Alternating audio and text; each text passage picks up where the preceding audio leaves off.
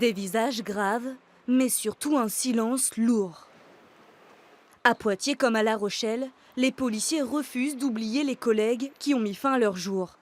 En Charente-Maritime, l'émotion est d'autant plus palpable qu'en janvier dernier, 2 d'entre eux sont passés à l'acte. Les 2 collègues qui sont partis à La Rochelle, on les connaissait bien, surtout moi.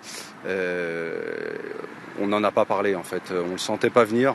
On a des problématiques aussi au niveau des heures supplémentaires, ce qui fait que avec une hiérarchie qui n'est pas souvent derrière nous, on a du mal à tenir le coup. Même discours à Poitiers, où une quarantaine de policiers étaient mobilisés ce matin. Cette vague de suicides chez nous est très anxiogène, franchement. On ne trouve pas la reconnaissance de aussi notre hiérarchie. Je rappelle que depuis les attentats de 2015, nous sommes suremployés, nous sommes très mobilisés.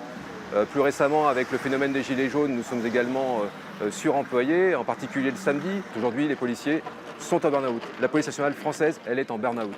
Au total, 28 suicides ont été enregistrés depuis le début de l'année dans la police nationale.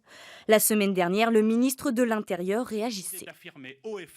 J'ai mis en place une cellule de vigilance sur la question du suicide que j'installerai dans les 15 jours pour qu'un policier, un gendarme, un fonctionnaire du ministère puisse 24 heures sur 24 trouver une oreille attentive et puisse être ensuite accompagné.